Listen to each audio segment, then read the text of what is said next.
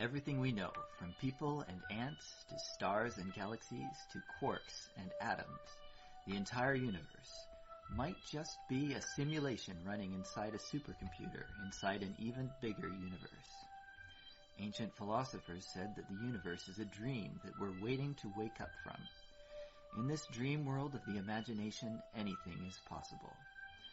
All cultural items, from the dreams of our rodent-like ancestors, to books, to television shows, are merely permutations of the reality we think we live in. Today's age of computers and video games places simulations at the center of our cultural consciousness.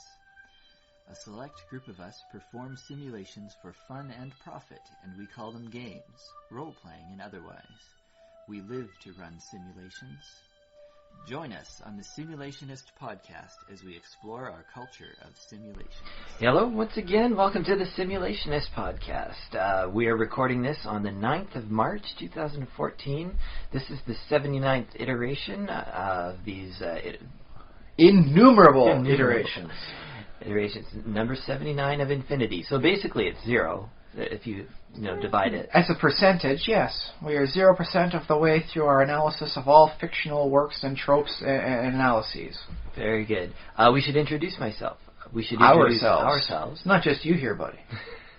Although, wouldn't that be nice? A podcast with a guy who can really change his voice, being three different people and seeing how long before someone says, I think it's the same guy doing all these voices. Oh, we should try that. Oh, wait. That would require one heck of a good voice actor, and I'm willing to say, honestly, that's a bit above and beyond my capabilities. Yeah. Although, I mean, you've got some decent mixing technology yourself. You could wind up recording yourself 3 different times with a decent script, and if you could make your voice go like squeaky or more bass, then you might want to try that just to see how good you can make it. Yeah, well, I think there's buttons in my editing program that I can push to make my voice sound funny too, so Ooh. I could do that. So yes, my name is Josh Trelevin, and across the table from me, as always, co-host extraordinaire, Ryan Kirkby. Hey, Ryan, how's it going? Not too bad, not too bad. Oh my goodness, though, have I been busy this week. But first I want to talk with a nice conspiracy story. You want to go? Okay. Well, there's been a couple stories in the news, but some more developing than others. But the one I do want to talk about for a conspiracy notion is the plane that went down, the Malaysia flights. Because as soon as it went missing off the radar, you could just start seeing the news stories pop up. What's going on? Why is it missing? Where is it being? What's the history of the plane? As soon as a plane seems to go missing, it just ideas, concepts come out of the woodwork.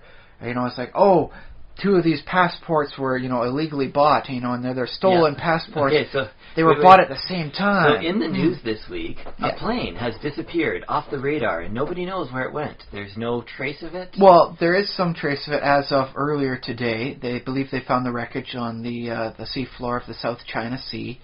There was some evidence of an oil slick that would correspond to the plane of appropriate size. Okay. But so we sort of... This is as breaking of news as possible, I suppose, over a podcast right now. That's fine. You're probably listening to this in 2017. Who knows? I mean, yeah. In which case, it's probably nice to properly announce what's been going on for the news this week. But yeah, long story short, plane just disappeared off the radar. There was no word from the pilot, the co-pilot. It's like, oh, hey, what's going on here? No, there was no sign of it, no word of that. It just wasn't there.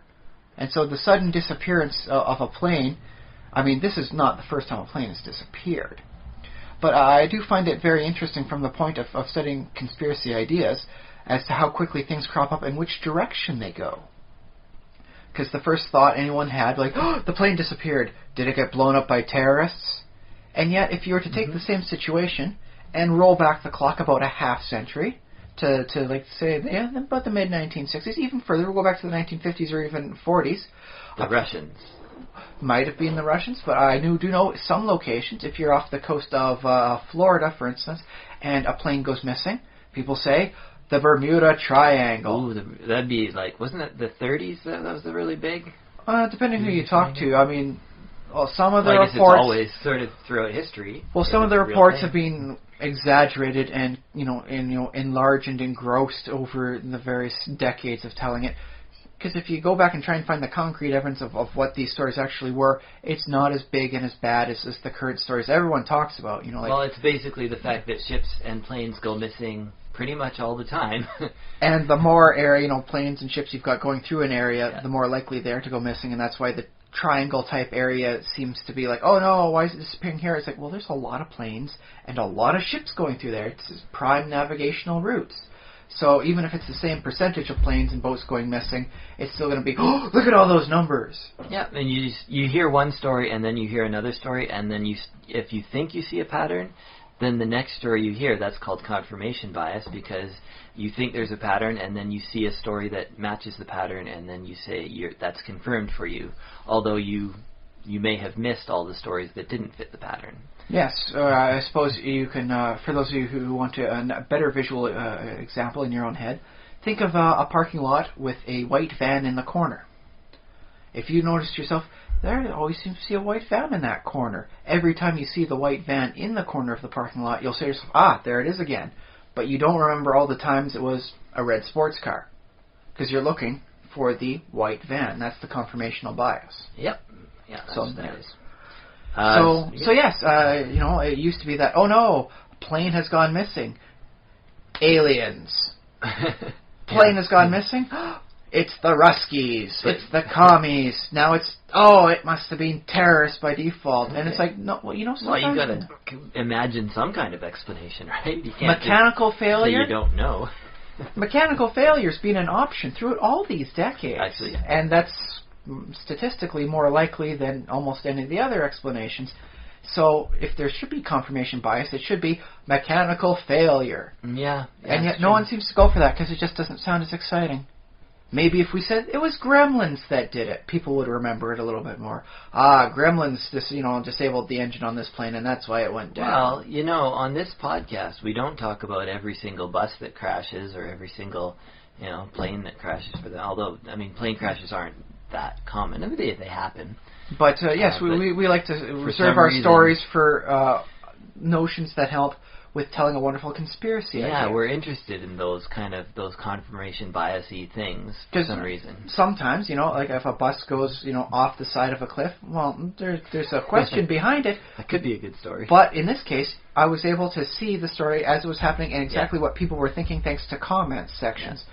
Which, by the way, is if there's any reason to have a comment section for anything, is just to see how things unfold. It's a nice, near real-time examination of the human psyche.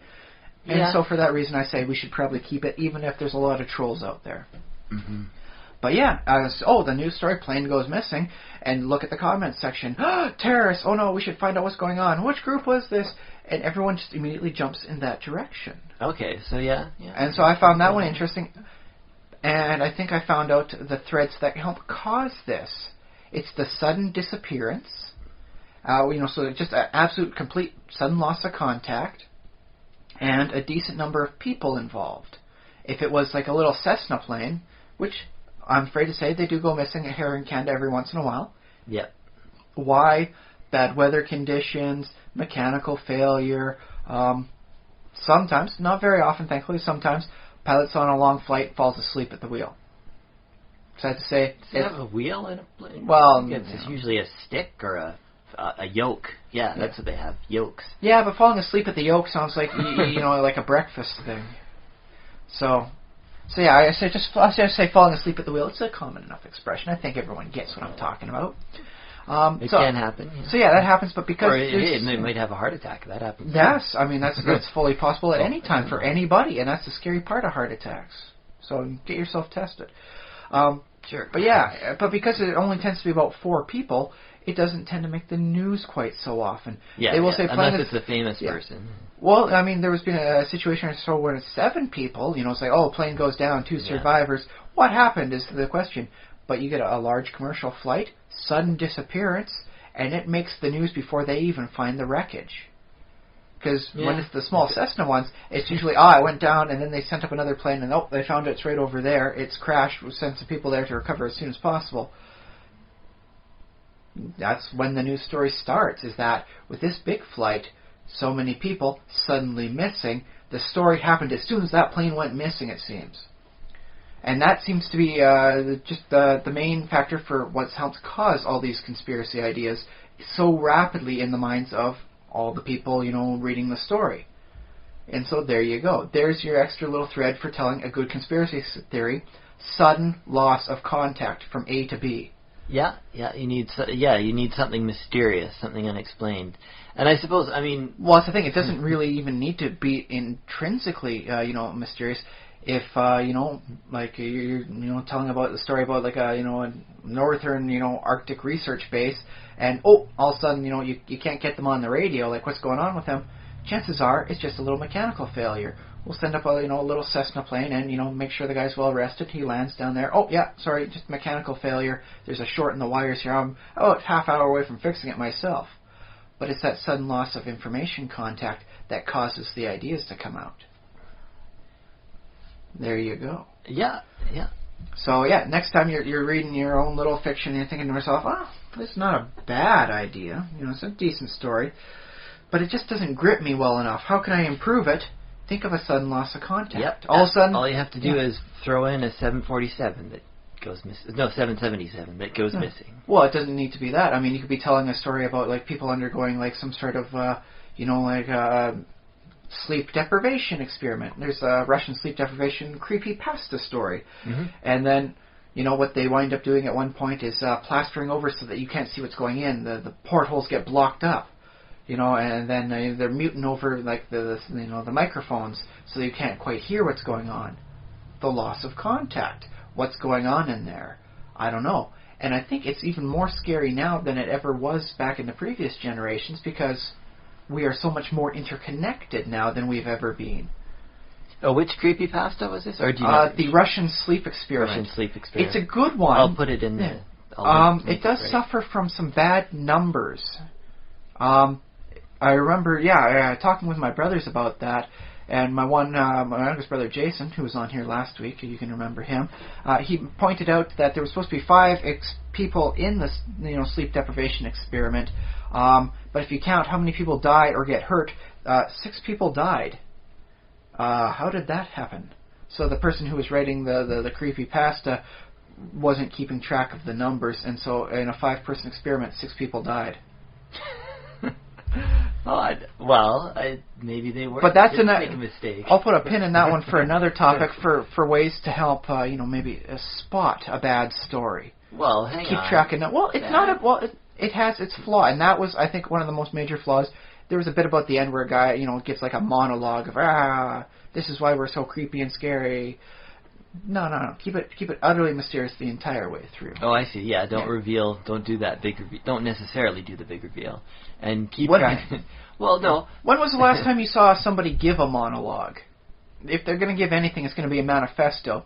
You don't have the person explain what's going wrong, why are you doing this, and it's like, we are what you will become if you don't fall asleep. No, have stuff scrawled inside the sleep deprivation chamber, and like various maybe just 2-line sentence fragments that the person reading it will cobble together in their own mind as a story. I will say, I like monologues as a form of artistic expression. I guess they're not realistic, is the point. But it works in some stuff. In the fantasy, a monologue works well. Why is the evil villain doing his stuff, and then he gives the monologue, and then you fight him, and save the day. Yeah. In a horror-based There's a reason why it's a trope. Yeah. In the horror-based fictions, it doesn't work quite as well because information is something that's given out only at the absolute premium. Oh, that's true. Oh, that brings me... I forgot I wanted to talk about this, but I'll see it. Just bring it up briefly. But someone posted something on a social message media board I was reading. One of the many social medias, which, by the way, you should visit and find us, look us up on your favorite social media. All right. But someone was explaining about how they thought that the Lovecraft creatures were actually related to the Flatland creatures in that they were they're in a 4th or 5th or however many extra dimension. Our dimensions plus 1. Yeah. And basically, if you've ever read Flatland, what happens when a 3D person enters the 2D world is they just randomly appear out of nowhere as let's say you stick your finger through the plane of their Flatland reality. The plane. So you appear out of nowhere as a circle, basically, or They would see you basically as a line, but they can sort of move around you and discover that you're a circle. Well, they have some perception abilities in the flatland, so that they can tell curves from angles and all that. I think, I think they can tell how far things away are from themselves. So you. The guy had it set up so there's effectively a fog, and so by the time you see a person, you can tell how far away they are because of the distance you can perceive in the fog. And then the closer they get, the more detailed. Like, I can tell that I see this many angles, so it must be an octagon coming towards me. Yeah, okay, so then somebody was very cleverly, and I applaud them for this, was combining Lovecraft's unspeakable monsters with the flatland, in that a higher dimensional creature would enter our reality and seem to appear out of nowhere and just randomly expand into a fairly horrible, large, monstrous creature. Like an unexplainable, a shape that shouldn't be able to exist by itself. It's just, floating there. It's vaguely body-ish almost, but not really, because it's only part of their body. So that was really cool. I think that would definitely be a nice way of explaining Yog-Sothoth, who is the least biological and least physical of the Great Old Ones and all that, because he tends to appear as a bunch of malign-looking bubbles. And yet, if you imagine the bubbles as being the same as a circle on a flatland, when it's really a sphere, the bubble would be like a fourth dimension tendril. So all you're ever really seeing of him is his tendricular face as he's probing our space-time then. Yep. Some of them don't always work. I mean, the Great Old Ones and all that, and even some of the Shoggoths do tend to work nice as a standard three-dimensional creature that just happens to be really freaky. But Yog-Sothoth and things like him, I think that would be a great way of explaining it, even if it's something that the characters in the story never perceive. It's just something that the reader comes up with. I think it's a fourth-dimensional being.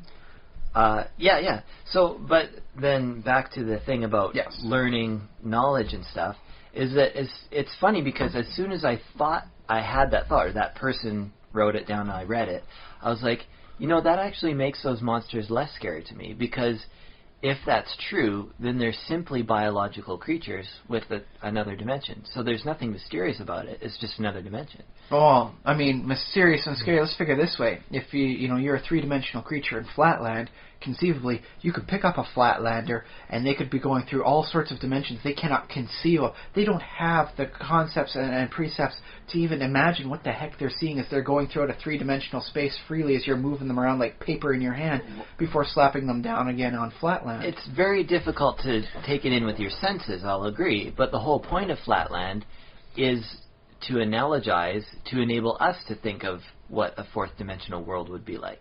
Because the point is, you can extrapolate from 2 dimensions to 3 dimensions. And from 3 to 4. And therefore, from 3 to 4. You can picture these different levels.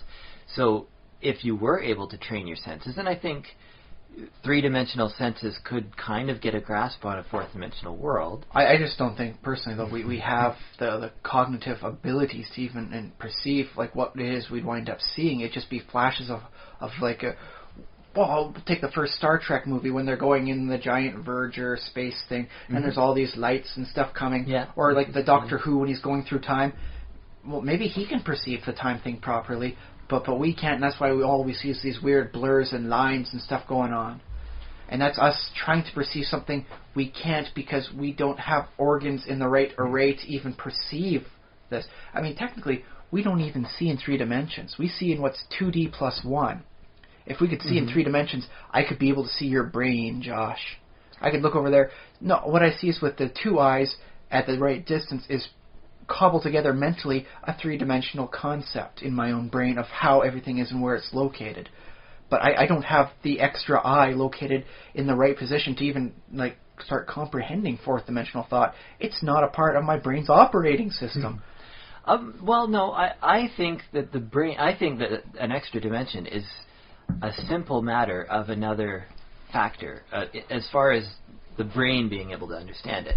Now, the question of being able to sense it, that's different because we don't have senses or we can't conceive of a sense that could extend into a 4th dimension. But I suppose if there were creatures that lived in the fourth dimension, we might somehow be able to learn about them by our crude three-dimensional ways. And that's how we'd wind up seeing them, as just like a set of bubbles as opposed to, fourth dimensional space-time fingers or tentacles or whatever the heck they wind up having. Yeah, we'd see like bubbles popping in and out of existence sort of at random, seemingly. Yeah. But, this is my extrapolation, is that learning about these things actually removes a bit of the fear. And that's why, in horror... We know a lot about bears, but we're still afraid of bears. Well, that's when we do come up with more, extravagant bears, and more fictionalized types, like the Ultra Grizzly, and like there's some ones over on the Something Awful website, just absolute terror bears. Super Grizzly. Terror bears, okay. Yeah, it's the sort of thing where, wherever it walks, it sets fire, and just looking at it will cause it to kill you, sort of thing. Well, how about owl bears? No, yeah, that's a nice example. A bear with a beak. When a bear isn't bad enough itself, we will add a beak to it so it can peck out your eyes first. But would it make it be a little bit scary if the concept of Yog-Sothoth being a fourth-dimensional creature, and he may wind up having extra wonderful powers in addition to just being fourth-dimensional, but it means that he could perceive into your space-time without even you being able to detect him because he's just looking down above? Well, in the same way that, it's scary if you're in the jungle and there might be a jaguar looking down and stalking you. Well, here's a concept for you. What if cancer isn't exactly its own thing? What if it's a fourth-dimensional super being poking into the middle of you? How do you get cancer? One of its many tendrils pokes you slightly. It's trying to come into the world, and when it pokes you, that's what it is. It's the cancer. It becomes part of you, and you are part of it. And all of a sudden, you're dying because of yourself. Yeah. How's that for a scary notion? It's definitely. Well, yes, it's scary. It's creepy because it's the you that's not you, and I mean that's what cancer is, and that's why it should be creepy. But we're commonplace knowledge with that now. Yeah, and that's what I'm saying about knowledge, which is you made a point that sort of triggered this in my brain earlier, in that as you learn about a thing, it becomes a little less scary, or you become somehow used to it, or, for some reason, car crashes, the fact that thousands of people die every year on highways, for some reason doesn't bother us. I mean, we just happily just hop in our cars and... It does strike me every once in a while. I'm thinking to myself... driving, that is the kind of guy that causes accidents, and it's like, oh yeah, that's right, I'm in a multi-ton vehicle traveling at 50 kilometers an hour. I've worked out the math on this. I could do some really serious damage to everything I come in contact with. Oh my goodness. Yeah. And then it goes back to the normal situation because, experience, and I guess there's perceptual bias there. How many times have I been in a car and not gotten into an accident? That's a pretty big number. How many times have I almost gotten into an accident? Much smaller number. How many times have I gotten into an actual accident? Nothing. Yeah. So, it's slanted until I suppose I get into an accident where it's like, oh no, the one traumatic accident just really bumps and changes my perceptive reality. Yeah. Well, and I suppose, this whole realm of numerics that we're dealing with is very small because there's a small chance you're going to have an accident. It's not zero, but it's relatively it's very small because cars are fairly safe considered. It's not safe enough. Provided everyone's driving all right, there's still a small chance of something going wrong, slip and slide on the water, on the ice, hydroplaning sort of thing. But these are not the sort of probabilities that our brains are designed to calculate. We're designed to calculate, can I make the next tree, or can I, grab that rock, or... Does he look healthy enough that if I was to stab him a little bit, I could chase him down over the course of a day, or would he keep going? Which one's the easiest of these things to take down? Just wound a little bit and then follow it as it winds down its energy. Yeah, exactly. Persistence predators for the win. So we need a tool like mathematics to be able to evaluate the chances of dying from a car crash versus the chances of being abducted by aliens, which were, for some reason, the aliens are scarier, I guess. And because there's so much more unknown about them. Yeah. Possibly because they don't even exist, and so there's no information at all, and that's scary for us, even as a concept. Yeah. Maybe that's why in this day and age we seek to naturally define and come up with rules for this sort of stuff. The aliens are usually doing this sort of thing at this hour, so if you don't want to get yourself probed, don't be out in the woods at this hour. Yeah. So it might be that ignorance is more fear-inducing than actual threat of damage, right? I think. Well, it's the thing is, it's that wonderful bleeding edge between, it's like, oh my god, I have no clue about this versus I don't know enough that I should be scared about it. So yeah, you're walking the razor's edge of bliss and terror when you're ignorant. But I like how you went to start inventing, like, oh, how can, like, there's this unknown thing, and the first thing you do is, how can I protect myself? Like, what? Well, that's kind of humanity's, initial thought in a nutshell. It's like, who is this strange person? Yeah. What are they going to do if they come towards me too much? And it's like you have zero evidence at all, but immediately your brain is just, that's where you go. Because we're that's hardwired. You're like, okay, what do I do? And I suppose that makes sense because many of the situations that we do encounter are analogous to other situations. So if I encountered a bear and ran away and that worked, well, if I encounter a tiger, I should maybe try the same thing, and maybe that'll work. I don't know if I can outrun a tiger. But then again, there's always that counter thought of like, well, the chances of me surviving this are pretty slim. Might as well go down in a blaze of glory. You crack your knuckles, yeah. and then you get ready for fighting. Because honestly, if you can get a good solid shot in like an animal's nose, most times it will run away. Because the nose is very sensitive, and so that's like kind of hitting the red spot in a boss fight. Okay, good point.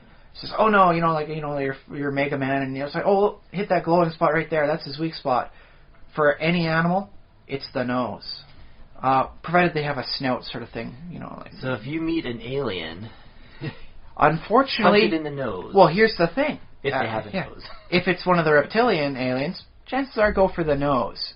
If it's a gray alien, they don't have a nose. They are immune to that. Fortunately, they are weak. They're immune to nose punches.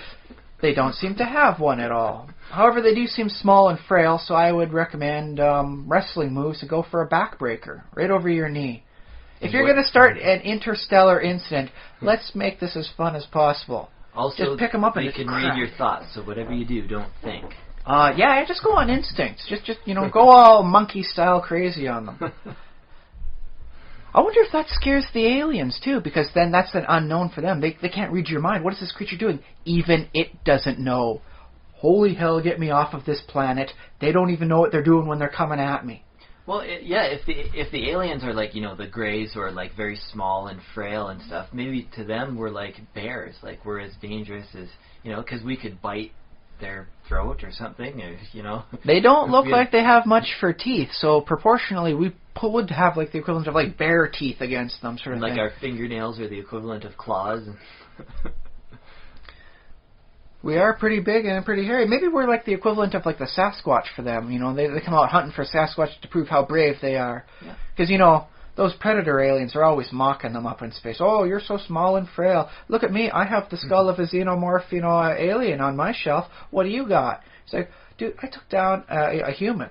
No, I didn't take out his skull or anything, but here's the data charts for the anal probe. Your move. And then, the predator alien's like, whoa, that's a little bit too much. I did not need the color photos. I'm leaving you alone, freak. That's how they protect themselves. I kind of wish that the Predator now in the movie Predator had been like a very thin sort of like the British hunter that hunts in Africa. Oh yeah, the old stereotype that they've got there. He's got the pith hat on, and he's just walking up all brave and noble-like. 2 feet tall or something, and he's got all this great gear and equipment, but he's this gray alien, and he's the Predator. And the scary thing about him is he's like so good, and he's got the same camouflage technology and everything. All you have to do is extrapolate the same way, from like 3 dimensions on Flatland, as to what we must be like to the animals. Mm-hmm. Because consider this for a deer. Guy comes up to him in the middle of like the deer, home, like, oh hey man, this is where I go from where I rest in the day to where I go get a drink. And all of a sudden this weird thing comes up. It's walking on like half the normal legs. It's got just limbs just standing there doing nothing. One of them's holding a stick. It points the stick at you, and all of a sudden there's pain in your side. There's a hole in your side. How did that happen? Yeah. So long as your little gray hunter alien has things like that, where it might be just it sticks up like a little wand stick, and all of a sudden, bam, you're bleeding from your pores. What was that? So long as it has things that are equivalently alien and just bizarre. Yeah. So yeah, I think there's a nice conspiracy story for us, and a wonderful idea for a short story if you want to write. Hunter in the woods encounters a hunting alien in the woods. And he has to put up with the same sort of stuff that the animals have to put up against us, which is very not fair. Very one-sided, admittedly, when we're hunting deer, elk, almost anything really. And so, yeah, it winds up being that the hunter becomes the hunted in the most real of situations. Write it out, put it up somewhere, send us a link. We'll see how much fun it is, and we'll give it thumbs up regardless. In fact, yeah, I'll definitely put it. If I receive stories of any kind, I will definitely put them. We'll mention them.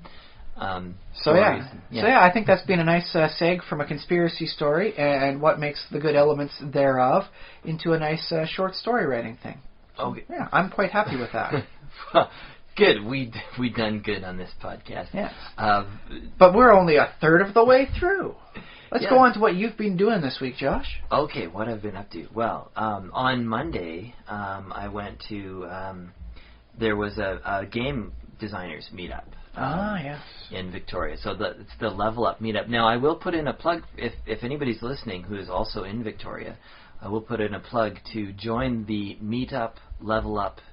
It's called the meetup.com, and it's the Level Up group, which is the Victoria group, and it's open to anybody who's interested in working on games and gaming and video games. Bunch of people from Victoria who are working on game stuff. So it was really cool. That, and I'm working on a super secret project now, which I think I will be probably talking about more on the podcast, more details in the future.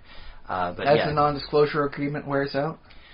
Yeah, I think it's the game, as I work on it, it's going to become more, like I can talk about it more. Yeah. Well, I mean, if you plan on having any sort of retail release, you're definitely going to want to, hype it on your own podcast. So. Yes, I'm going to be talking about this secret game. I'm intrigued because of the lack of information I've been given. My mind is going all sorts of ways. There we go. It could be anything, right? Ooh, it's like Christmas, looking at that present. What's in the box? What's in the box? So you've been working on a secret project this week. Ooh, very nice. Yes, and playing a bit of Minecraft in between. Well, yeah, I mean, you got to have your relaxations. Let's see what I did in Minecraft. What did I do? I improved my mine access in the Nether. I have I have a bunch of different Nether portals to different areas in the world, and one of them goes down very low, down low in the world, and it connects to a mine. So I put some emeralds around it and decorate it all nice and green and stuff. Ooh. So it looks like a good old mine. So that's what I did for that. Oh, that's very nice. I think that's about all for my week. I've been busy because technically my news goes back a couple weeks or things. Well, last week was all about Godicon. Yeah, Godicon. But I mentioned a couple weeks back I was looking at those little Creo figurines for D&D and what's going on with them. Turns out they only started up in January, so me finding it in February, okay, it's not that far off. I didn't miss the boat on that. That's it. I haven't been able to find any of the dang rules to play the game. Oh. Although there was a nice little sale at the local store, so I was able to pick some up. So I picked up the one pack, open it up. Oh, hey, I got this one, and then I'm looking around, looking. Here's a number on the side because it occurs to me this is effectively Dungeons and Dragons. I know my Dungeons and Dragons. There's ways to metagame this. Yeah. So I find the number at the side, and I use my Google Foo, and I type in the number, and then I put Creo D&D, and soon enough I'm able to find a list. Depending on the number on the last two digits on the back of the pack, it's I can tell which unit is inside. So then I get the other 2 units I want, so now I've got the 4 units. If I can find the rules for how to play the darn game, I can do it with a 2-on-2 little fight, and congratulations, I've beaten the system. Huh. I found a way to metagame even in Creo D&D. Well, now everybody else knows. How do you find that out? Well, there's a little set of digits on the back, and the first 5 digits are the same for every line of packs. So it'll be that, and then there's the final. It'll be dash, and then the last 2 digits can help you determine what unit is inside the pack. So the package is sealed. It's a sealed. It's basically like a random booster pack in Magic the Gathering and that sort of thing. What's inside? It's mysterious, unless you have the numbers listed, in a little piece of paper. Cleric, Stone Warrior. Oh, there's the Tiefling I want. And, hey, there's the enchanting wizard I want. Okay, that's the two guys I was really interested in. And then I don't have to randomly guess. I just get what I want, go to the line, pay, and leave. So, hooray! I gamed the system, and I won. Yeah, and now you're telling everybody else how to, so... Well, that's it. I mean, it's not like there's any bad units there. All look cool for one reason or another. And if the sale's still on and, I get a little extra spare cash in my pocket, maybe I'll pick up another one. Just for the fun of it, why not? Yeah. I suppose with those things, there's not that much point in them having them, like, not being able to know which one you're getting. It's probably more... Well, I mean, if I got, like, extras and all that, what I could wind up doing is just, like, selling the extra on eBay I don't need, but, I don't have an eBay account for that sort of thing. So, it's just extra hassle. Just get the ones I want, guarantee it, off I go. So, yeah, that was a nice little bit of fun for the last couple of weeks. But when my brothers were in town for the Godicon last week, I got a belated Christmas present from my one brother, Adam. He got me XCOM, Enemy Unknown. The newest XCOM. Yes. Which is great because I loved the original, XCOM game back from '94. Yeah. Played it, loved it. Really ran it, into the ground on the original PlayStation, and just loved it. And so I'm playing it now, and I can't stop killing aliens. It's just so much fun, and I'm learning. I'm getting myself back on the tactical level because as you level up your units in various classes, they gain various abilities, and so now it's like, okay, they're not the same person anymore. I have different tactics for them, depending on how they are. Yeah. This person, the first reaction shot an alien would have on them is a guaranteed miss. So for them, I can just have them run through what would be dangerous terrain and get behind some cover. And I don't have to worry so much. As long as it's just one alien, getting ready to shoot me, no worries. And, I'm like, okay, this guy works nice for distances. I got to find a nice way to get him up on the height, area.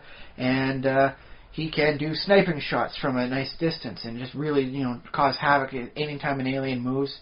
Yeah. He can do, this guy can shoot twice in a round sort of thing. So he depletes his ammo pretty quick. But boy, howdy, does he cause a lot of damage. And, this guy just moves an extra further distance, and he can use metapacks so he can keep my guys from dying so much easier. And I'm really liking it. I'm getting back into the tactical end of things. That's good. It is a very tactical game, basically. Well, and that's the thing. It was one of the first games where it was really a turn tactical situation, because Halo's nice, but the live, action time stuff, I like the chance to pause, sit down, think out a complex pattern, and try and put it into motion. If it doesn't work, I'll save scum. I'll see what I've done wrong. I will learn from my mistakes and change my tactics. That said, the computer cheats every once in a while. There'll be alien. I'll go into like a building. Aliens come out from here. Oh, that's pinned down. Okay, maybe I'll try coming around the side. I go around the side of the building. Nope. Same as 3 group of aliens are coming around the side this time. So depending which way I go, I will encounter the 3 aliens, but under different circumstances. So I find that interesting. I don't consider it cheating. Well, it's just on the same level as me cheating by save scumming. It's like, oh no, I don't like it coming in this way. Let's see if I try it differently. Oh, they still got me there. Okay, fair enough, computer. I went back and changed things. You go back and change things. Okay, I'll accept it as long as we're cheating in different ways. It works out like tactics that way. I guess so, yeah. That said, I find myself wanting more and more out of this game, more than the game can actually provide at this level. Because I played the original game. You could have an interceptor / landing craft. Did you finish this game? Not yet. I'm taking my time. I'm enjoying it. I'm reading all the the research projects. I'm looking at what this does, and I'm just having fun playing the game. Not just I'm here to win. No, having fun playing it. Going back and learning the tactics, that way when I go into the harder difficulties, I won't be so unaware, caught with my pants down, and lose all my troops every time. But yeah, I want more than this game can provide. The original XCOM, you could have multiple ships that were, interceptors that would, shoot down an alien and then, land and loot the wreckage, basically. This time, there's only one landing craft. You can have multiple interceptors that will shoot down a UFO, but you only have one ship that can go and land at these sites. which is kind of sad because every once in a while they'll present you with like, oh, there's 3 abduction missions happening in 3 different spots on Earth. You can only go to one of them. And the ones you don't go to will get angry with you. Their panic level increases. Each area has its own reward, though. One place, if you go there and help them out, they'll give you some scientists to work. Other places will give you money. Sometimes it'll be, oh, hey, we'll lend you one of our troops. This person is a sergeant, class assassin. Take them. And then you get to make the choices as to what their skills are as soon as you get them in. Yeah. But you can't do all of them. And I'm like, oh, but I'm kind of used to being able to send multiple ships out. Now now I've got my core group of my 6 good, like high trained guys, and then a bunch of people that have technically never been out on a single mission. But if I had a second craft, I could send them out. It's like, here's the professional crew for the very difficult mission, but this one only is ranked as a moderate difficulty. I'll send the squaddies and the recruits out there. Well, it sounds like what they're trying to do with the game is give you meaningful choices, which I think is generally a good thing. And I'm okay with that. You have to choose between sort of all different scenarios. Do I want the extra engineers? Engineers are very good. I mean, with the more engineers you have, the cheaper your items become that you're making, and the more stuff you can do, like creating, like a couple different things will require a minimum of 15 engineers. But would it make you happier, or would it make you, would it be more fun? Would the game be more fun if there was more activity going on, like, say, 6 sites in the world, but you only had 2 possible ships or something like that? I would like this possibility of a second ship opening up at some point throughout the game, so that way, okay, where it's not just going to get progressively harder every time you fight, so that way, if you have a couple injured soldiers, you got your regular remainder of the team, and then 3 cannon fodder, they will die the first opportunity they get, sort of guys. Mm-hmm. So you could still have some very difficult missions and some nice easy missions. And that way it's like, okay, I'm going to have a secondary crew, and they're going to be going off to the easier mission. Yeah, that'd be good. But on some level, that's very complex, and I wonder if they didn't allow that simply because players might, get bogged down in having to manage that was so many. One of the problems apparently with the original XCOM game was there's a lot of little micromanagement stuff, like who's got what when they start out, where are they going, what are they equipped with. You got to make sure everyone's got it going right. Yeah. What and it didn't even work that this soldier would wind up going out with this thing. It would be based on the ship, and then when the ship lands, you decide who gets what. So the current system of each soldier having their own loadout.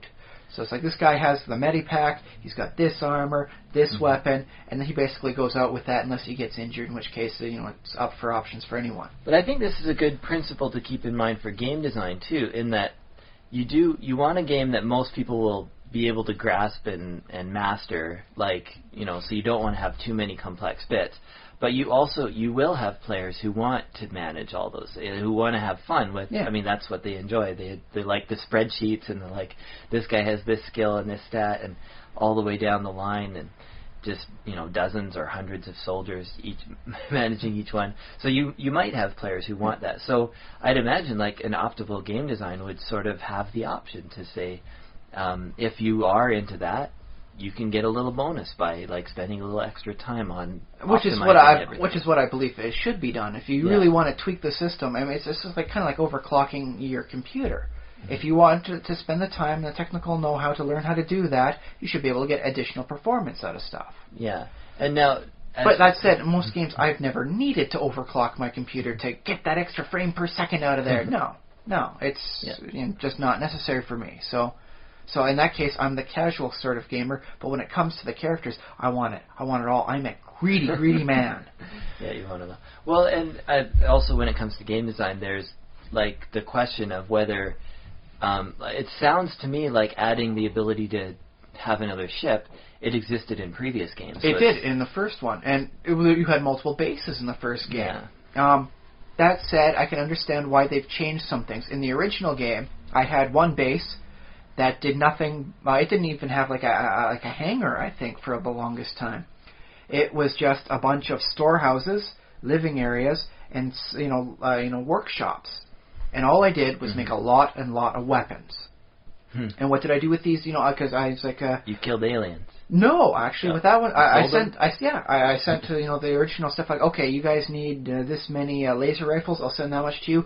The rest of the stuff, I'll sell on the black market, just to whoever wants to pay $2,000 per laser rifle. Mm-hmm.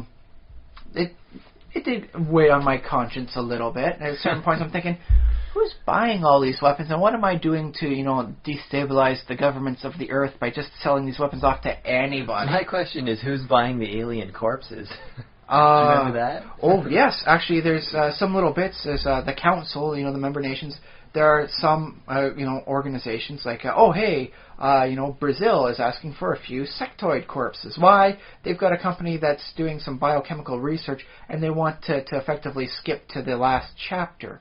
Okay. So what would take them years of research, instead with the corpses, takes them days.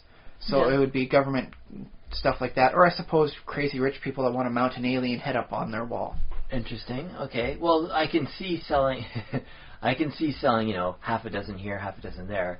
But, don't you go through basically hundreds of corpses by the time you finish a campaign? Yes, you do. Well, that's the one thing I really like about the new one, is in order to build some of the upgrades, for, your interceptor ships, you can get a little thing that says, basically, the next 2 shots on your ship are guaranteed to be a miss. Or I believe, the next 2 shots that your ship launches, it's going to be a guaranteed hit. Those require corpses to use. Why? I don't question why that much. It sounds like magic. Well, you utilize, in this case, it's floaters, and they've got, defense capabilities, and so it integrates very well with the human technology, but you're going to need to take the pieces out of their corpses in order to use for your, repurpose for your own, ship. Anyway, I suppose that's the explanation, and okay, whatever, I'm okay with that. But it does mean that, you know what? I do want to keep a couple of these corpses behind on me. Bit of a spoiler alert, I suppose. The chrysalids you wind up fighting, you could wind up getting their carapace added on as an armor sort of thing. So you gain effectively extra health boxes, so you don't die so quick. But every time you want to make one, it requires 4 corpses. So why do you sell chrysalid corpses? Oh, okay. Well, you make armor out of them. Yeah. Why sell those corpses? You can get some money out of it, or you can better equip your soldiers. Extra boxes of health. Yeah. Survive more fights. Yeah. I do wonder why Kevlar isn't more effective. Oh. In this case, it'd be like a bio-equivalent of Kevlar with, Well, okay. It is implied that these creatures may be genetically manipulated to be better than, wildlife would ever be. So, they may have, bio-Kevlar on the nano thing. Because let's face it, if you're going to work on the nanoscale, there's a reason why we tried getting goat's milk to have spider, genes for producing silk. We needed a lot of this stuff, and the spiders weren't big enough to produce all the silk we needed. Let's put it into a goat milk gene. Spoiler alert on that one, it did nothing. That's too bad. Well, the spider silk needs to be properly woven, and that's got little organelles in the spiders. What's the name of it? Spinneret? Is that it? Well, it's spinnerets. I'm thinking the part of the body. It's the avistoma? Yeah, the spider butt. Yeah. That weaves them. It's not just and all of a sudden it makes a fluid and squeezes it out, and it's like spider web, like Spider-Man does with his cartridges. No, the spiders actually effectively assemble and weave it. So yeah, just having it come out in goat milk just makes for funny tasting goat milk. So yeah, from a scientific perspective, that was an absolute failure of a test. But it did get a lot of publicity. Spider silk genes and goat milk. What are they doing now? Crazy scientists. They're failing is what they were doing. I guess the other thing about nanotechnology, you hear about carbon nanotubes, and the thing is, they're freaking expensive. Yeah, but you know what? If you could come up with, you get a creature that grows it just right on its back. Well, have you ever seen adenosine triphosphate engine working? No, I don't think so. That's what's in our human muscles. Yeah, that's what powers you. How are you powered? What transports power from A to B? It's the adenosine triphosphate, or ATP, and it's got high energy phosphate bonds. Yeah, but how it once it uses up, it becomes adenosine diphosphate and then adenosine monophosphate in very rare circumstances.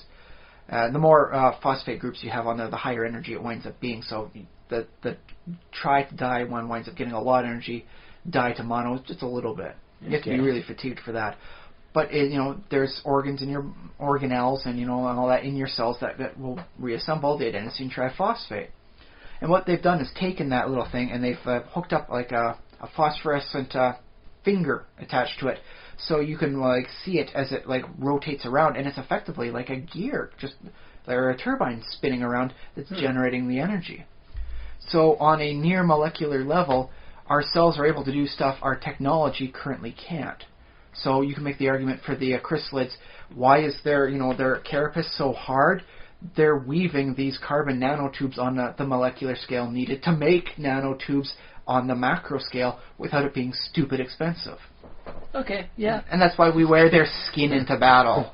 That's probably good enough of an explanation for a video game, so I'll take it. It's more than I've ever really demanded, and I give them a nice little golf clap for that. Yeah.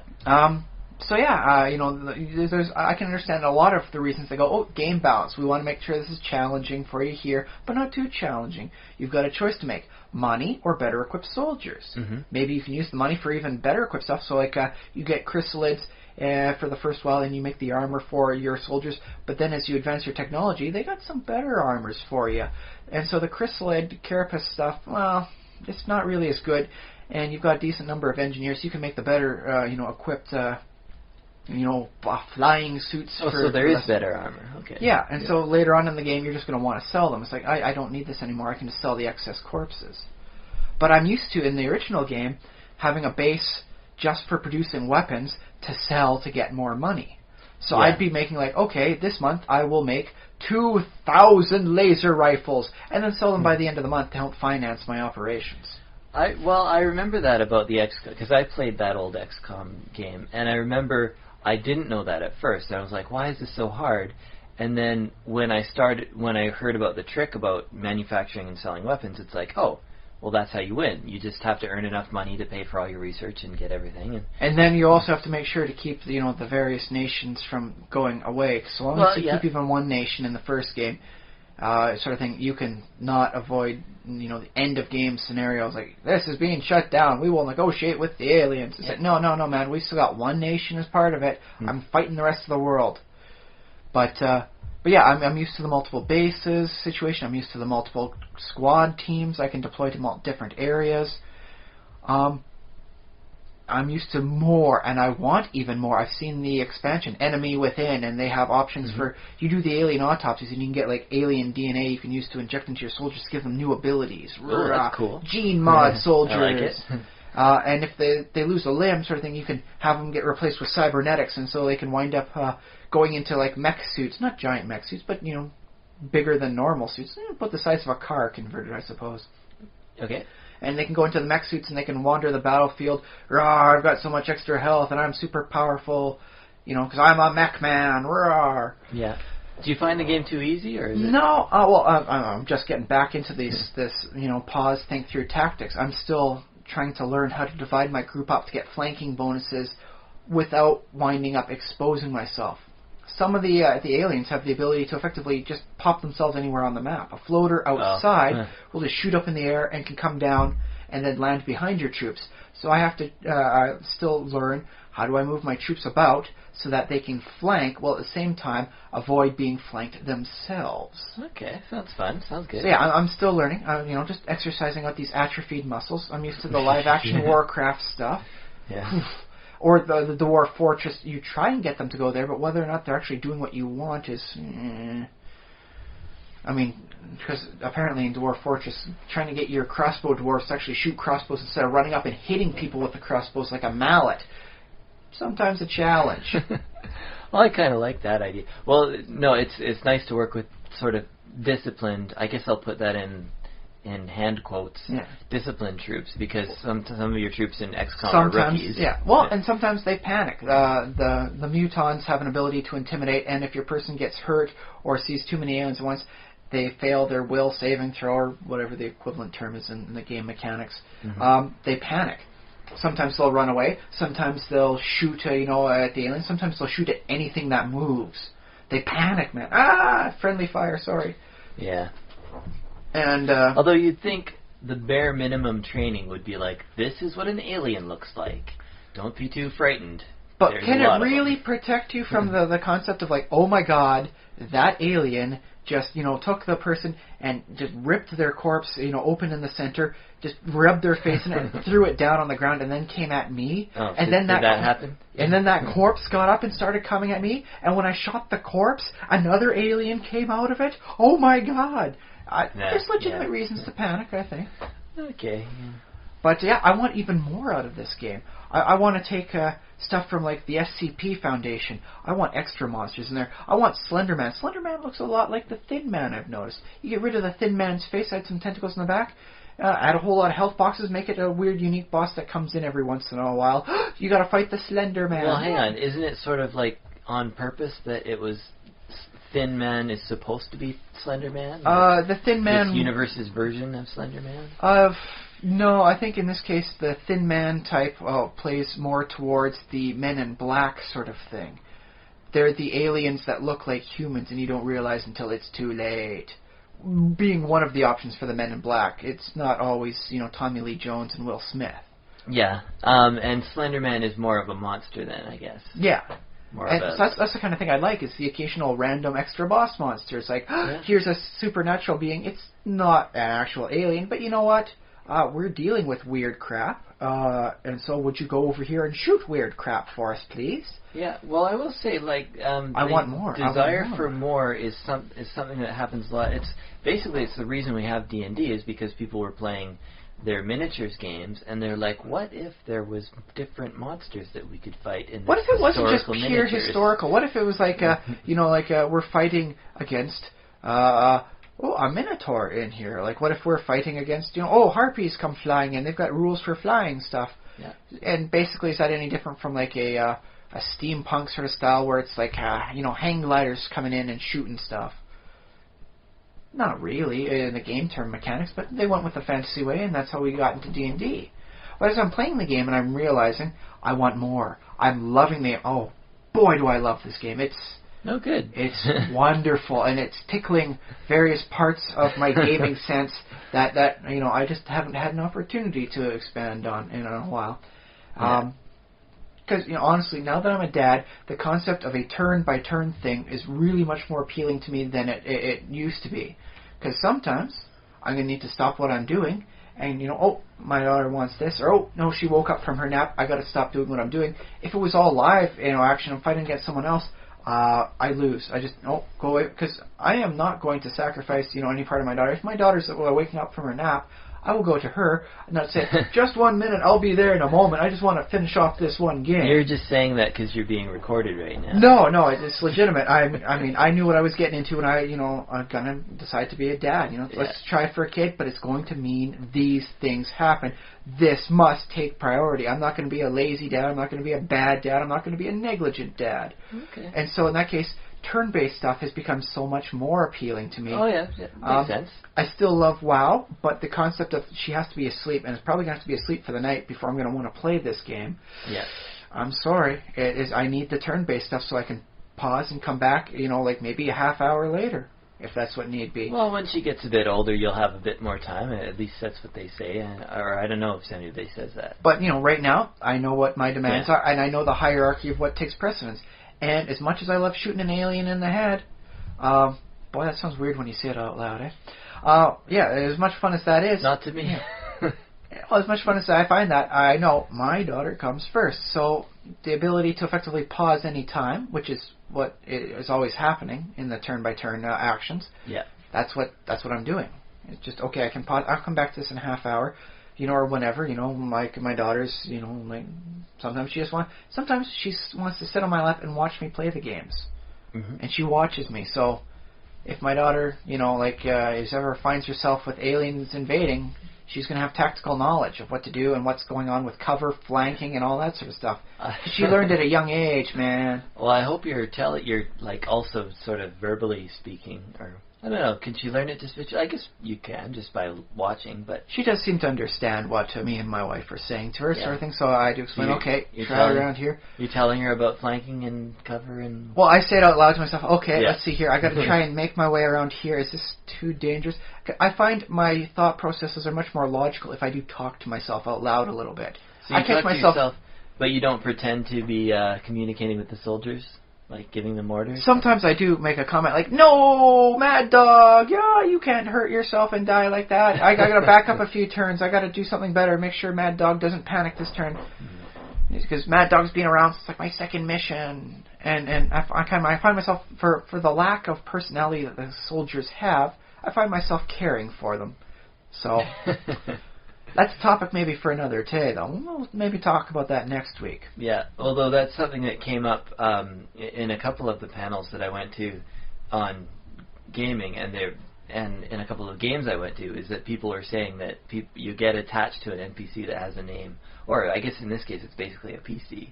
It's the thing is a PC is usually a 1-for-1, but I suppose next week we can have a nice topic about dealing with like a squad of people that are all under your control and how much they mean to you. Yeah. Do they? Because I mean, if you have a squad of 4, do they matter 1/4 as much as a single PC that's all yours? Yeah, it makes sense. I think they'd have to.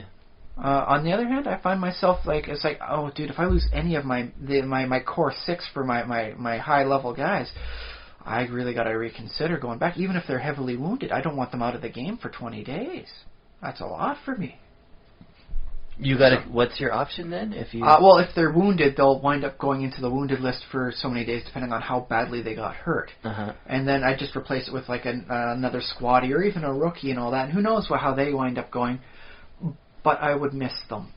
And I hate seeing the people I've come to grow and level up so much get wounded and then get taken out of the fight. So, yeah, so yes. Your option is be sad. Yeah. but yeah, I do find myself like commenting to them, not talking with them.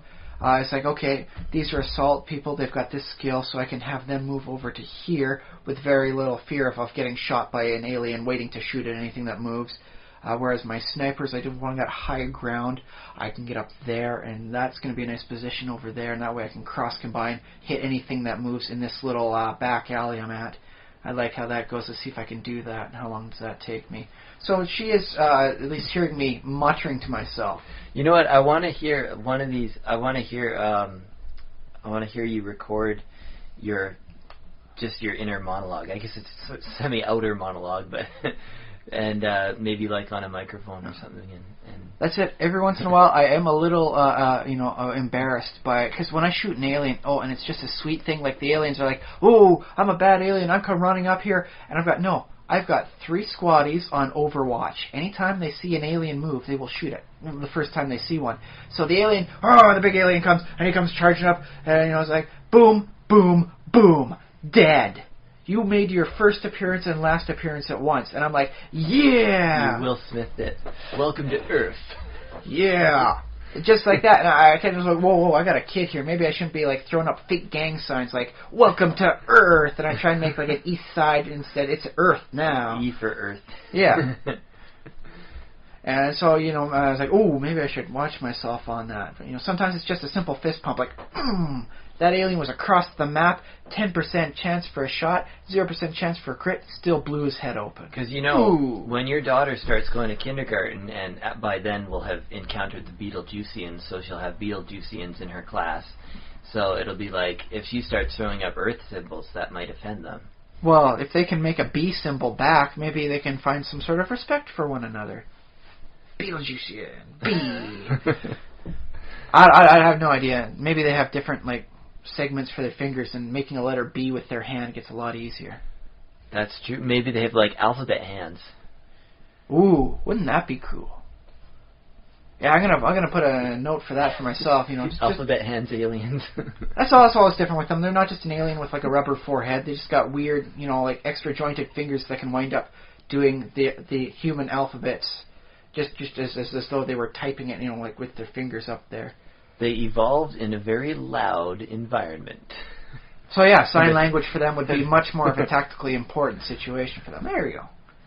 Just a little mental exercise for myself. Come up with a nice background for them. A very windy planet.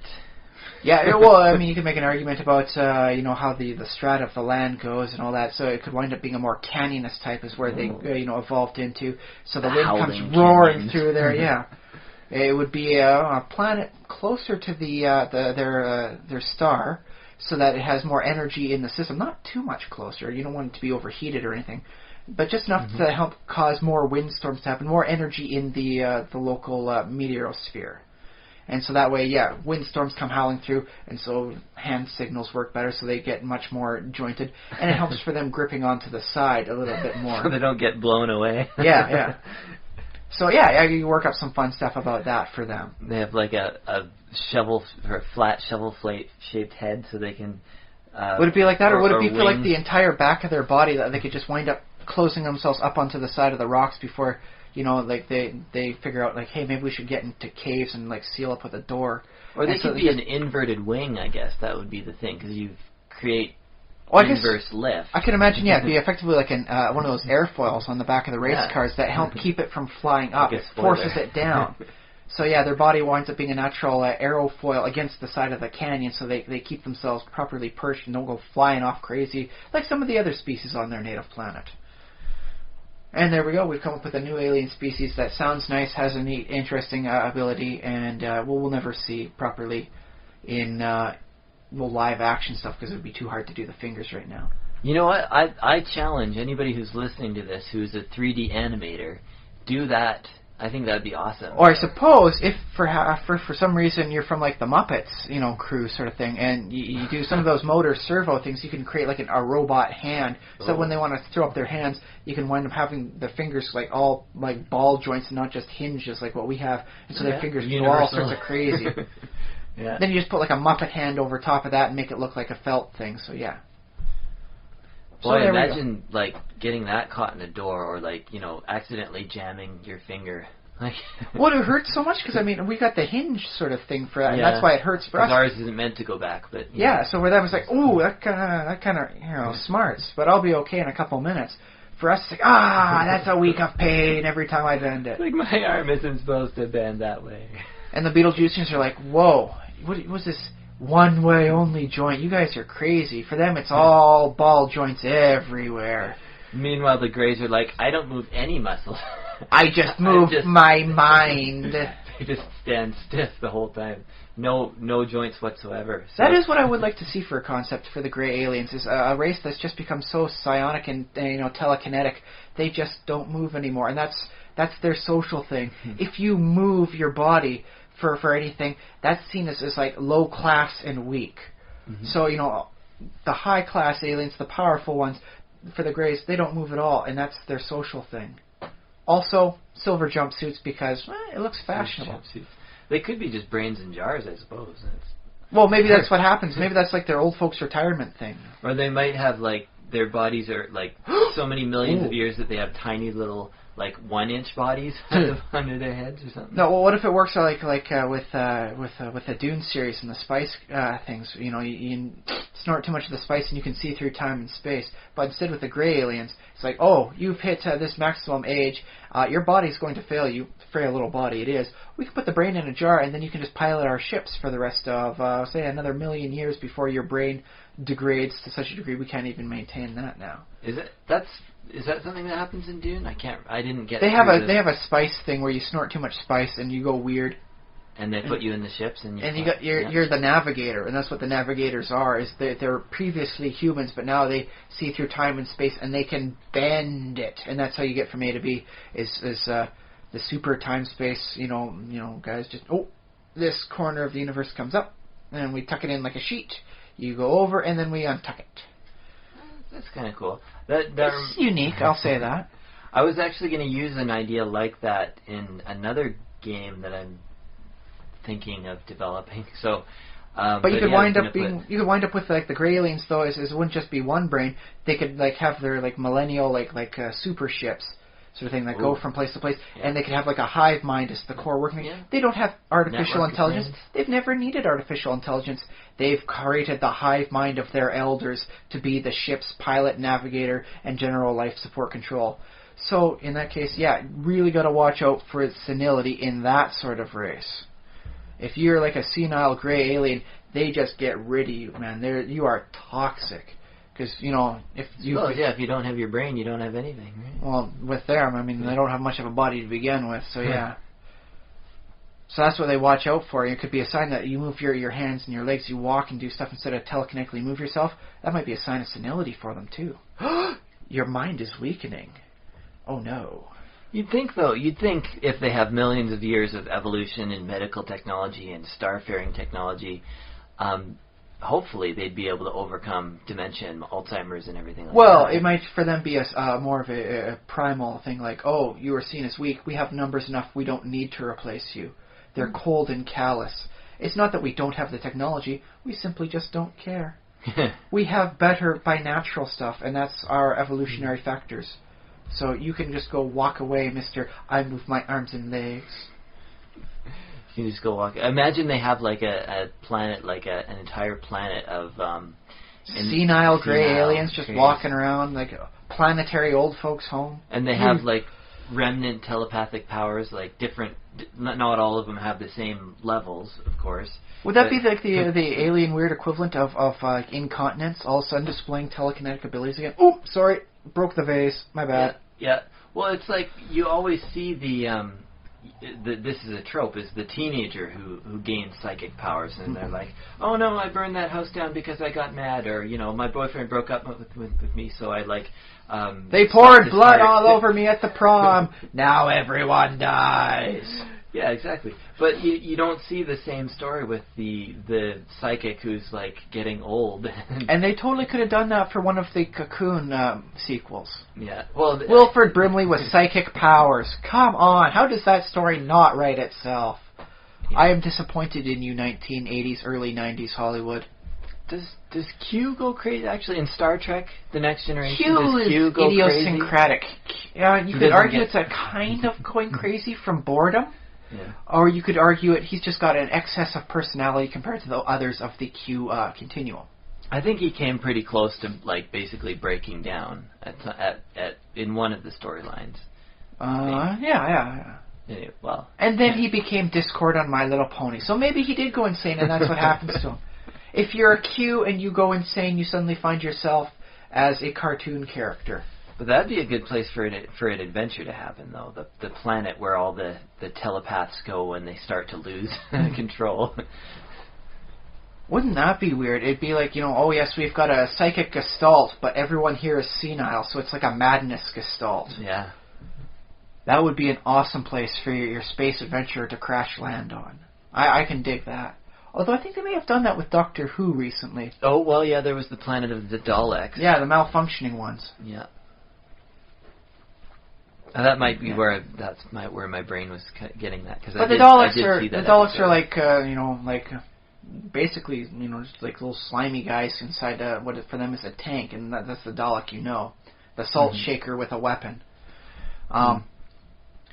So in this case, like the just being on the planet bombards you with the thoughts of the senile. Yeah. Oof, that's an interesting, dangerous one in itself. Don't know how well that would play out for like a tabletop adventure, but I think it would work great for a story. So, you could get deep into the mind of what it's like to lose your own mind. It's the point where you can't even trust your own thoughts, and you get some real deep stuff. If you're the good kind of writer that can do decent, mind screw, as the term is, that is a nice premise for you. So. There's a second, story writing idea this week. Another thought. More aliens and everything. But do you want to talk more about wanting more? That, yes, by the way, that was our main topic. Yeah. In case you missed our transition there, it was so smooth. But yeah. But as I'm playing, and I realized to myself, I want more, and I want more than even I should be realistically expecting. This is about people that fight aliens, and I want them to fight something supernatural like the Slender Man, or something from the SCP Foundation. Doesn't really apply. Well, and this is where DLC, of course. Yeah, and that's the thing is the Enemy Within expansion pack. Not only does it have your Gene Mod soldiers and your cyborg soldiers. It has an enemy organization that's running counter stuff. They're going to try and steal your technology that you've unlocked away from you, and try and cause you to lose funding by helping the aliens out just a little bit. They want the information that the aliens have. They want it for themselves. They're an evil organization as opposed to your altruistic one. And so I sets up nice fighting rival human based organization. That's a beautiful concept. But I want more. I want more and more and more. I want to be able to do more. I want to be able to have more options. And it occurs to me, that's why I have so many splat books in D&D. That's why my shelves are literally sagging under the weight of all my D&D books. Yeah. Because I want more, and that's what the splat books deliver. More options, more availabilities, more paths to go down and things to do. Even if I haven't used as much of it as I would like to admit. I just like reading it and seeing these options, seeing what you can do. Oh my goodness. Yeah. Okay. Yeah, and it expands out. I mean, this is why they had the Ewoks movie. This is why, people wanted more Star Wars. This is why you see all those Harry Potter fan fictions on the internet, and not the weird squicky ones. Legitimate Harry goes off and has an adventure sort of stuff. People see the potential. They like what they see, and they want more than can be provided by the people who are giving the official sources. Yeah. So are you asking if this is sort of an addiction or a bad thing or a habit or? I mean, is it really that bad a thing to see something go? I like this. I like where this is going. I see the potential. I want to see so much more done with this. Much more than you can provide. I want to have to create my own stuff to make it work. Well, and I would just say, like, my opinion on that, I mean, unless I see another reason, but I don't, would be that's basically natural. That's how we consume, and that's how we seem to be built, and that's fine. Like, and people do tend to meet some of that demand. It's funny because I guess it's technically, like, it's unending, it's insatiable, but we try our best, and we create more variations on the theme and more of it. So sure. So yeah, it's all, in the end, it's all good. Now, okay, here's another quick follow-up question: is this a good way of determining the quality of a product? Is this why D&D is so dang good? Because there's so much stuff out there, people keep saying, I want to add more, and that's when they had the D20 open gaming license for 3.0, 3.5. It exploded with material of all levels of quality. Everyone says, I love this game, I want to be a part of it, I want to do something, I want to add to it. Is that like a nice way of showing how good a product is? Well, no. The way you're framing it, I don't think is correct, because I think inspiring a desire for further inquiry is considered good. It's sort of the part of, like, what do I like about this dessert? Oh, I like that it's sweet. Is it good because it's sweet, or is the sweetness and the goodness the same thing, sort of? Do I like the Toblerone chocolate because it's sweet and has that honey flavor in it, which it does? Uh-huh. Or do I, are those just incidental towards its greatness as a whole? Those are just parts thereof. So it's very hard to say exactly, like, does this... I think, yes, it contributes if you, like, say, give it an overall score, like, 13 dwarves out of 13 is, as I like to... you give it that overall score, you can say, well, yes, its playability added or contributed to that my final evaluation of it. But I think you can have a very good product with an ending, like, say, just, this stands by itself, this story happens, and nothing else happens. I do recall a few products like that. They managed to get a bit of a cult following out of these setting dying lights. The premise was that the scientists of the entire cosmos figured out a way to connect the human body with the human soul. Well, not just human, but all bodies and all souls for sentient creatures on a much more primal level, so no one would need food. They would gain spiritual sustenance. And so they do so, trying to usher in a new age of peace and wonderfulness and prosperity. Unfortunately, they made an error in their judgment, and there's only so much soul energy to go around, and so everybody in all the cosmos starts starving to death. They can't eat their way full. They need the more soul cosmic energy around there. And according to the math, 9 out of every 10 sentient creatures in existence needs to die to avoid the starvation. And so it's basically a game where you play a faction who goes to try and kill all the other players in the game. Why? So that they might be able to survive. The reasons why they want to survive differ from group to group. We want to survive because we're tough and we deserve to survive. We want to try and correct our mistake, but that's not going to happen if all of us starve to death, so we have to reduce the numbers down to an acceptable amount before we can correct this, and then, go back up to what we once were, and various other reasons like that. Did it need extra stuff on that? No. A novel would have been nice, I suppose, to have a nice setting in there. Unfortunately, the inventor of the game and the author died, and I don't think it'll be pursued. But just the game itself as a concept was wonderful, if that's all you really need. Mm-hmm. And yet, I mean, just seeing the addition stuff like the Settlers of Catan was a great game. It is a great game. It's still out there. You can still pick it up and learn it. Yep. And yet it's got expansion packs for, the knights and all that. And I really like the expansions on that. I've played them a few times. I really enjoy them. You can get like a second island off to the side. You can get the Seafarers of Catan. You can get the 5-6 player editions for both the base game and then for each of the expansions. Mm-hmm. And so, I mean, you can say that Catan itself is a great game. It's great on its own, but the expansions add so much more to it. And that's true. Somebody said, I like this game. I want to see more done with the cities and towns, though. I think we can really develop them more than just 2 points towards 10-point victory. And they did it. And that's how the expansion came out. So I think it may not be the indicator of a good product or something that shows so much wonderful potential, but I think it is at least a nice, clear indicator sometimes. Yeah, well, I suppose the other thing is if somebody likes something, that's sort of the natural, doesn't matter if it necessarily leads to, maybe it does have a very clear-cut ending. It's like, no, and then everybody died. But if enough people like it, then you can find a way. You can say, we'll tell the prequel, or, we'll tell a different story, a parallel, or maybe another universe where it actually continued. Well, I mean, you could argue that the Ring with the Nibelung and the Twilight of the Gods and all that was a great series of operas, but nobody's out there deciding, this is a fan opera I made, indicating some of the side characters. What really was going on in Brunhilde's mind as she went about her actions there? It's kind of a prequel story for her. And that's why I'm just naming this Brunhilde the prequel to Nibelung. So that's not happening. Maybe it's just a quirk of the format for this fiction. Nobody writes fan operas.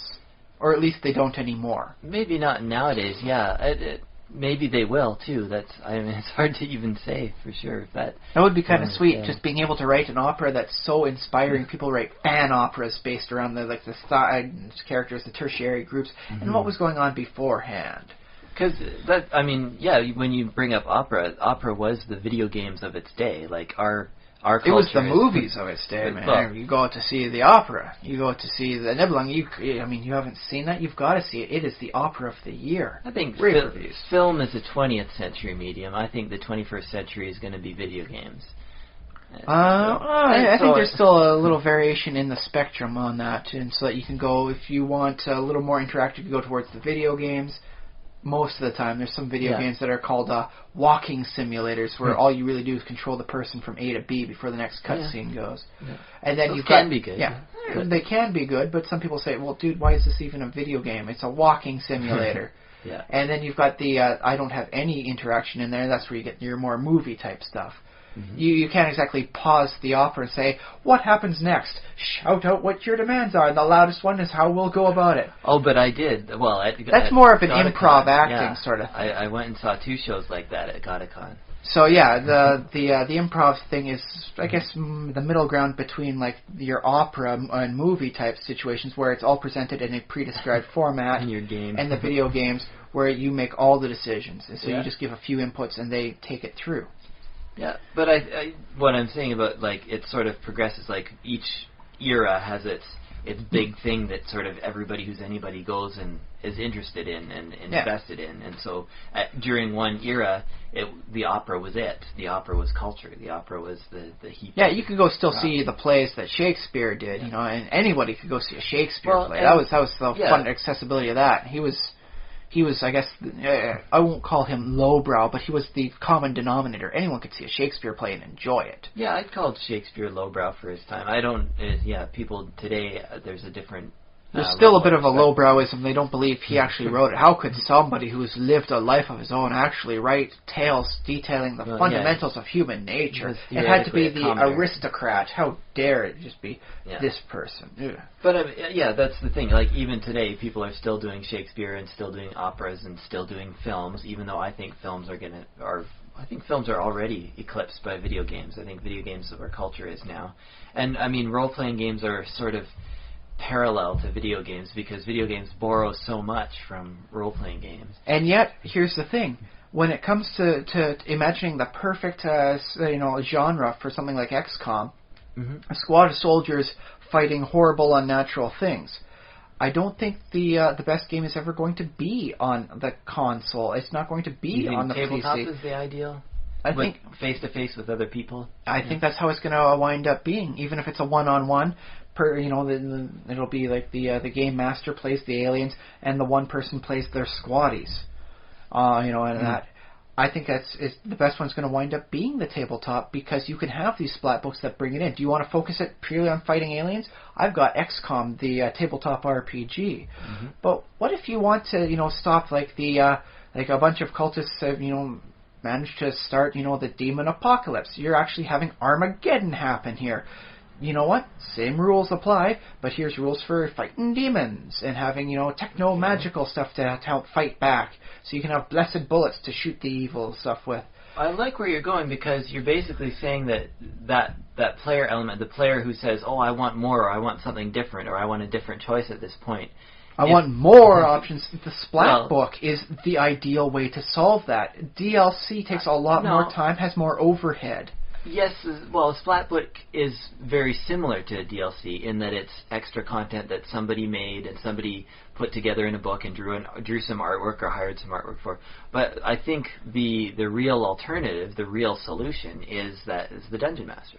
Is the fact that you have, if you, you want to do something at the table, say to your Dungeon Master, like, oh, I really think it would be cool if we fought some demons sometime. Like, what do you think of that? And the DM can be like, oh, you guys want to fight demons? And that's the thing. In D&D... Oh, you want demons, do you? Yeah. In D&D, you technically only really need the 3 core rule books, and you can extrapolate everything from that. 3 rule books and a DM. And that's the thing, is 2 turntables and a microphone. Yeah, that works close enough, yeah. Go ahead. However, for the DLC stuff, not everybody can program in their own mods. That's one of the advantages of stuff like Dwarf Fortress and Minecraft. You can mod in. You can say, I see this, I love this, I want to add this to it. Well, you have to learn. There's a little learning curve, too. Honestly, the learning curve for modding in Dwarf Fortress is so much more lenient compared to the learning curve to actually play the game. Yeah. It's like, well, now that I've scaled up this mountain, it's just a gentle hill stroll this way for the modding. So yeah, in which case sometimes, I like, I like this thing here. Like, what do I want to add to it? Oh, but if you go to the forums, they already have a mod that basically covers everything you wanted there. Just download the mod and, just as a quick, replace these files sort of install sort of thing and generate a new world and go. And that's the equivalent of like the old net books that they used to have for D&D, like the complete netbook guide to liches and all that.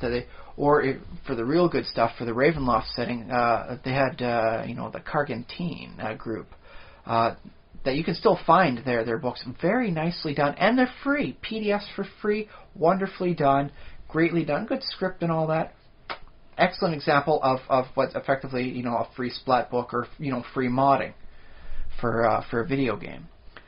But yeah, I just don't think there's any system for your fiction that is as adaptable as the pen and paper sort of books, as opposed to just anything. I mean, you got to learn the coding for this. But the Splat book is like, okay, here's the genre that we're going for. We're going for elite soldiers fight things. So here you want to go back in time and fight in the Vietnam War. There's a book Recon for that, and one of the Palladium books. Okay, and that's not bad. A little awkward and a little weird. You might want to go a little bit more rules light if you want to bring in more people on the fly. But if you want to fight aliens in there, well, here's a Splat book for that. So now you're fighting the Viet Greys instead of the Viet Cong.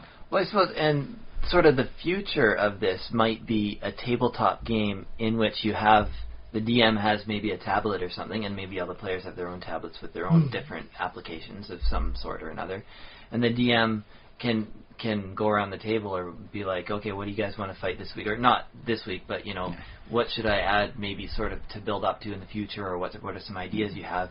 And they throw them out, and he just, opens it up on his tablet, and he looks at that. I mean, there's other tools on the tablet, like, random generators and things like that. So it's like, oh yeah, I'll just randomly generate some demons for you guys, or you know what I would like to see, especially for that, is because this sort of genre requires good tactics and moving, because military requires flanking, requires cover. Otherwise, it doesn't really feel quite the same. And, it's like, oh yeah, and then you get behind cover because you ran fast enough. No, sometimes it's like, okay, you have to make a decision. Do I want to try and go from half cover to full cover, or do I just want to bolt for the whole thing and hope nobody shoots me when I run that far? So normally the solution to that would be like a miniatures grid, I guess. Yeah, but what I'd like to see, for that is seeing, like, okay, I've got the tablet, you guys have your tablets, I've got the whole system loaded up for this is your active zone. We've got a few buildings here, and the whole thing's effectively laid out so you don't need the three-dimensional buildings. Yeah. Beautiful as they are, because I saw at Godicon they did some wonderful, wonderful things. Yeah. Beautiful designs and all that. It wasn't a grid-based square, because they just moved per units with tape and all that. 8 inches moved. Okay, done. So they just do it that way. Yeah. But it takes a lot of hours to come up with that for that. And if it's only going to be used once, is it really worth the time and effort? Well, now it's an artistic expression. But we're talking about in the future, I guess. Just whip one out with your 3D printer because someone's got the 3D printer. Just print every train you need, and when you're done with it, throw it back in the 3D constructor. Or whatever. Well, that's what I'm talking about for the future. Is hopefully they'll have just like a reclamation vat. That's why I keep saying clothes with seams are going to go out because you'll just be able to make your own clothes, and at the end of the day, don't wash them. Throw them in the reclamation vat, and you'll have a new shirt printed up from the recycled bits. So then I do believe that will be the future one day. Fingers crossed. That's how it goes. Washers, dryers, don't need them. Throw it in the reclamation vat. Print off yourself a new shirt, or you know what? If you don't want that, have something else printed out there. Make up some tea cozies for yourself or whatever. You can do that. It's the future now. Speaking of the future, well, I hope you all tune in again in another future, in another week, in the future. In a week, if you're listening to this as soon as possible, or maybe in another 10-15 minutes if you're listening to this, in the couple of years from now, and the next iteration is just 1 or 2 clicks away. Yeah, just another click, and you have to listen to our introduction again. But hopefully you don't mind our introduction. Yeah, you can skip over that again. We're not going to require it. It's about a minute. So what's that? You didn't listen to it? You go back there and listen to it now. We put it there for a reason, buddy. No. We're calm and cool like that. Also, if you had any brainstorms or inspirations while listening to this podcast, let us know. Yeah, let us know. Tell us all about it. Is there this sort of role-playing system? I'd like to know. I mean, GURPS, you can work with it. The TriStat system will bend itself to your will to make it happen. Mm-hmm. But is there one for like the soldiers fight, aliens, demons, other, elite, human groups? If there is, I'd like to know more about it. Please help me expand my knowledge pool here. So yes, send us email, thesimulationist@gmail.com. Also post comments on our Facebook page, facebook.com/thesimulationist. See, for some reason I'm enunciating. Well, you just want to make sure it's proper. I mean, you actually want to say the whole domain with the dots and the dashes and all that. Where else we're on? I don't know. We're on all the. We are media. Everywhere. We're not except quite everywhere. MySpace. No MySpace. YouTube.com/thesimulationist. Yeah. And Twitter. Well, it's not the simulation. It's @SpaceBoot1. That's my own personal Twitter. Yeah. I didn't do one up for this show because I think demand has not indicated we need one dedicated just for that yet. Probably, yeah, I think one for prove us wrong, folks. Prove us wrong. Flood Josh's Twitter feed. That'd be nice. Yeah, @SpaceBoot #1 SpaceBoot1. That's also my Minecraft name, which there's some Minecraft videos of mine on there, although I haven't done any in a while, so I'm not sure why I'm plugging that. Look forward to my secret project. Yes. I think I'll talk about it more next week, because I'll have more thoughts aligned and more done. Let's see, do we have any final thoughts on stuff that we talked about? I love the game. I would like to see more, and that's the mark of a good game. Is I'm willing to look out and find what expansion packs have they had for this, and how much is it going to cost? Okay, where am I going to get the money for that? Just to make sure I've got the spare cash, Because I gotta say, the concept of cyborgs and gene mod soldiers, along with the telepaths, and, like carapace wearing, commandos, I can dig it. I can dig it a whole lot. Even if I'm greedy enough to still say, I want more. I can dig it. No, absolutely. I'll take any scrap they throw me. Be greedy, and I mean, don't pester your favorite game company, but if you, every once in a while, just say, I really like this, and I wish you were doing more. I wish you were working harder. Well, not just necessarily that. I'll phrase it the right way. Say, I was wondering if you considered, adding in options like this for game replayability. The concept of a random, extra health box, sort of like Uber monster that just crash lands. Because let's face it, if you can get the rights to it, wouldn't it be kind of fun to slip Doomsday in there? It's like after a while of fighting, it's like, oh, these soldiers are elite and they're badass, and they're fighting, ethereals, and they're fighting mutons, and they're bringing things down in 2 turns. Nothing holds a problem for them. And all of a sudden, bam, the guy who killed Superman lands in a town. You got to try and stop him. Good luck, soldier. Good luck. I think that adds a nice little bit of fun. Just a random, Uber monster to fight. Yeah, that does sound cool. Well, I'd pay $9.99 for that. $9.99 for one monster? Well, for a set of a group of random type monsters that occasionally pop up as an extra thing. Yeah, or 75% less off on the Steam sale weekends and all that sort of thing. Because be savvy, shop wise. It's okay to be greedy, but if you're going to be really greedy, be smart about it at least. That way you can get more stuff and technically be even greedier. Cool. So yeah, that's the final thought for the day. Shop smart, be extra greedy. Well, this whole time I've been Josh Sullivan. I've been Ryan Kirkby. Send money.